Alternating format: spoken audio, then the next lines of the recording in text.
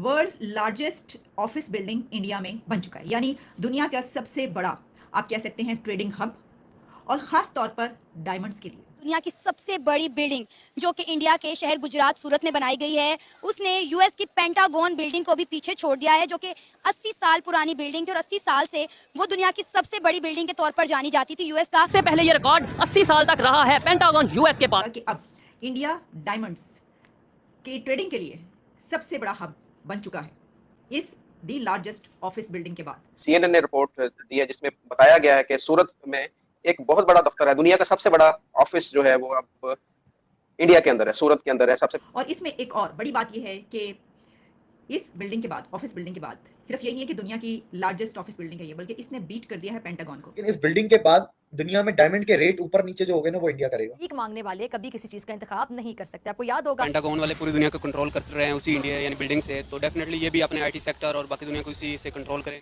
ये तकरीबन 35 एकड़ लैंड कहा जा रहा है, 35 एकड़ों पर ये लैंड है जहां पर ये बिल्डिंग बनाई गई है।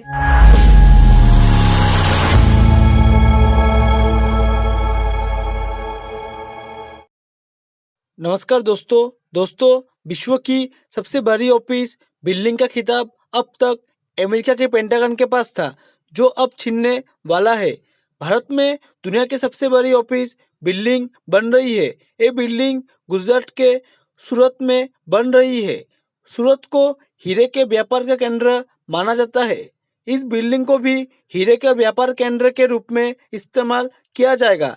इस बिल्डिंग को पूरा बनने में 4 साल का वक्त लग गया है। ध्यान देने वाली बात यह है कि सूरत में विश्व के 90% हीरे का निर्माण होता है। वही अमेरिका के पेंटागन की बात करें तो इसके पास विश्व की सबसे बड़ी ऑफिस होने का ताज पिछले 80 सालों से था, लेकिन अब एक खिताब सूरत डायमंड वर्क्स के पास जाने वाला है। इस शानदार बिल्डिंग का नाम सूरत डायमंड वर्क्स रखा गया है। दुनिया के जेम कैपिटल के रूप में प्रसिद्ध सूरत की इस इमारत को वन स्टेप डेस्टिनेशन के रूप में बनाया गया है। रिपोर्ट के मुताबिक इस बिल्डिंग को कुल 15 मंजिला बनाया गया है, जो 35 एकड़ में फैली हुई है। इस बिल्डिंग का उद्घाटन प्रधानमंत्री मोदी इसी साल नवंबर में करने वाले हैं। चलिए दोस्तों, इसी पर आगे पाकिस्तानी मीडिया के रिएक्शन देखते हैं। World's largest office building India में बन चुका है, यानी दुनिया का सबसे बड़ा आप कह सकते हैं ट्रेडिंग हब, और ख़ास तौर पर डायमंड्स के। इसके जो फीचर्स है ना, वो तो मैं आपको बताऊंगी, लेकिन मैं इसकी कुछ ऐसी इन्फॉर्मेशन भी आप तक पहुंचाऊंगी है कि आपको ना मालूम है या आपको दूसरी जगहों से ना पता चली हो। आप ये समझ सकते हैं, हम अगर ये कहें तो गलत नहीं होगा कि अब इंडिया डायमंड्स के ट्रेडिंग के लिए सबसे बड़ा हब बन चुका है इस दी लार्जेस्ट ऑफिस बिल्डिंग के बाद। और इसमें एक और बड़ी बात यह है कि इस बिल्डिंग के बाद, ऑफिस बिल्डिंग के बाद, सिर्फ यही नहीं है कि दुनिया की लार्जेस्ट ऑफिस बिल्डिंग है ये, बल्कि इसने बीट कर दिया है पेंटागन को, क्योंकि इससे पहले दुनिया की सबसे बड़ा लार्जेस्ट ऑफिस बिल्डिंग कहा जा रहा था पेंटागन को, जिसमें सबसे ज़्यादा ऑफिस थे। लेकिन अब इंडिया में आ चुका है ये चीज़, तो अब उन्होंने उनको बीट कर दिया अमेरिका को इसके अंदर।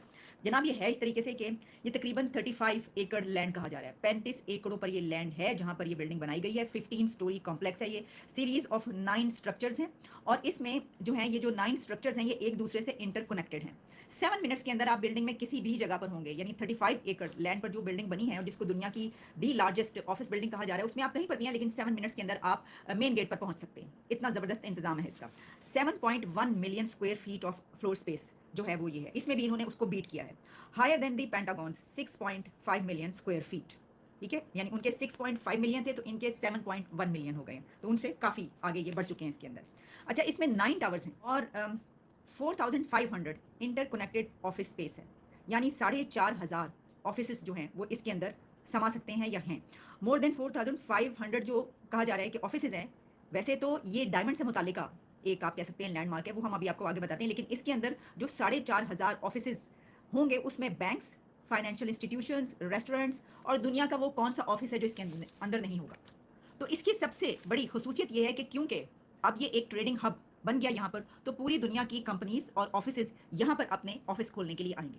दुनिया की वो कौन सी बड़ी कंपनी होगी जो यहाँ पर नहीं आएगी कि जहाँ पर 4.5 ऑफिस एक ही जगह पर मौजूद हैं, और खास तौर पर डायमंड के हवाले से। सूरत की जानब जाते हैं कि सूरत में एक देखें, मुझे ये समझ नहीं आया कि इतना बड़ा एक इंडिया ने एक चीज रिकॉर्ड बनाया कि इतना बड़ा ऑफिस बनाया, लेकिन इंडिया को खुद नहीं पता कि मैंने एक रिकॉर्ड बना लिया, और अमेरिका से हमें पता चला कि जी इंडिया ने रिकॉर्ड बनाया।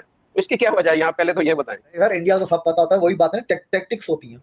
इंडिया को सब पता है, लेकिन खुद अगर बोल देंगे उसमें मजा कहाँ है, CNN बोलेगा तब मजा आएगा ना, इसलिए खुद चुप रहो, खुद बोलोगे इनॉग्रेट हो गया, बन गया, बाकी दुनिया को करने दो कैलकुलेशन। ये तरीके होते हैं एडवर्टाइजमेंट के, आपको भी पता है सर ये चीजें। अच्छा, अब इसके बाद देखें ये सूरत का जो है ये आपकी वो हमारे यहाँ पर मिसाल है कि काम वो है जो जिसे दुनिया बोले, ये यहाँ पर ये मिसाल होती है। बिल्कुल बिल्कुल ऐसा ही है। तो सर ये हुआ है कि सूरत, ये गुजरात में 3 सिटीज बना रहे हैं।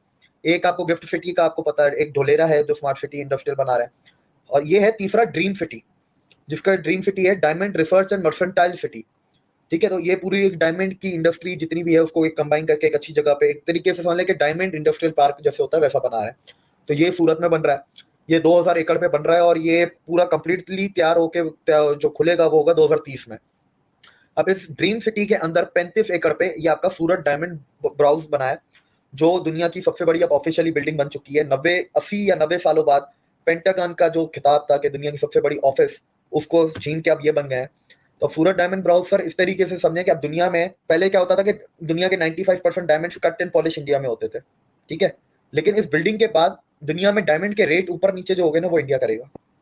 ट्रेडिंग, ये ट्रेडिंग ऑफिस है, इसके अंदर कोई भी फैक्ट्रीज या वर्कशॉप्स नहीं है, वो अभी बाकी ड्रीम सिटी में बनेंगी। इस 35 एकड़ में सिर्फ ऑफिस और ट्रेडिंग ऑफिस हैं आपकी, जो दुनिया से जैसे कच्चा डायमंड खरीदना है या तैयार डायमंड बेचना है या आपस में डीलिंग करनी है, ये वो है। और इसके अंदर सिर्फ 4500 ऑफिस है और करीब 9 टावर हैं, 15-15 माले के, ग्रीन बिल्डिंग है, लीड सर्टिफाइड प्लेटिनम बिल्डिंग है ये।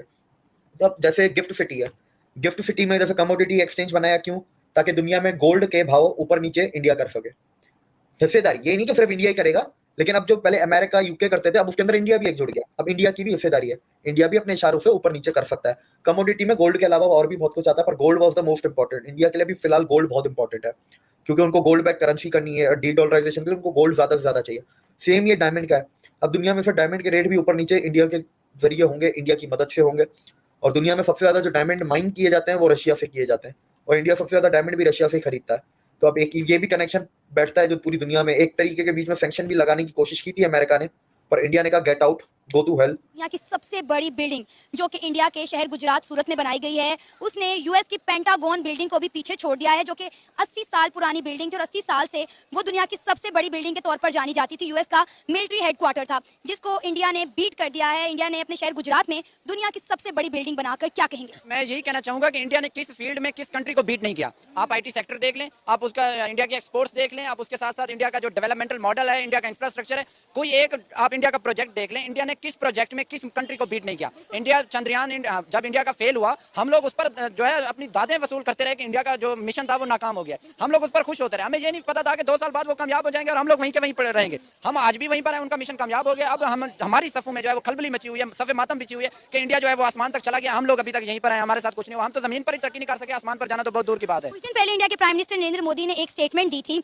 उन्होंने कहा था, फ्रांस में उन्होंने ये स्टेटमेंट दी थी, उन्होंने कहा कि इंडिया में टैलेंट भी है, इनोवेशन भी है, इंडिया में टेक्नोलॉजी भी है, इंफ्रास्ट्रक्चर भी है। जो इन्वेस्टर इंडिया में आकर इन्वेस्ट करेगा, इंडिया उसको जो है भारी रिटर्न्स देकर जाएगा। मतलब देखिए इंडिया के प्राइम मिनिस्टर कितने कॉन्फिडेंस से जब ये बात कह रहे हैं कि यहाँ पे इंफ्रास्ट्रक्चर भी है, इनोवेशन भी है। तो जब एक मुल्क का प्राइम मिनिस्टर इस तरह के बयान देता है दूसरे मुल्कों में जाकर, तो डेफिनेटली उनकी आवाम में भी एक कॉन्फिडेंस डेवलप होता है। जी बिल्कुल, आपने सही कहा है कि जब प्राइम मिनिस्टर अपनी आवाम को ओन करता है तो आवाम में जो है वो एक कॉन्फिडेंस बूस्ट होता है। हमारे मुल्क में तो सूरत हाल ये तक है कि हमारी जो पॉलिटिकल लीडरशिप है वो अपने कारकुनान को ओन करने के लिए तैयार नहीं है। आवाम तो बहुत हाई लेवल की बात है। हमारी जो लीडरशिप है, पॉलिटिकल लीडरशिप है, चाहे पाकिस्तान जो बड़ी मेजर पार्टी है, पाकिस्तान तहरीक इंसाफ को देख लें, PMLN को देख लें, या पाकिस्तान पीपल्स पार्टी को देख लें, जब कोई वाकया हो जाता है, अभी रिसेंटली 9 मई का वाकया हुआ, पाकिस्तान तहरीक इंसाफ की लीडरशिप ने अपने कारकुनान से जो है बेदखली का ऐलान कर दिया। वो अपने कारकुनान को भी नहीं वो कर रहे थे। जब हमारे पॉलिटिकल लीडर्स अपनी आवाम को ओन नहीं कर रहे, जो उनकी लिमिटेड ऑडियंस है, तो पाकिस्तान 25 करोड़ का मुल्क है, जब हमारी लीडरशिप हमें ओन नहीं कर रही, तो बाहर के आने वाले इन्वेस्टर्स को किस तरह ओन करेगी? जय हिंद दोस्तों, स्वागत है आपका आपके YouTube चैनल जय हिंद पर। वीडियो को लाइक और चैनल को सब्सक्राइब जरूर करें, और हम आपके लिए पाकिस्तानी मीडिया के एक से बढ़कर एक लेटेस्ट वीडियो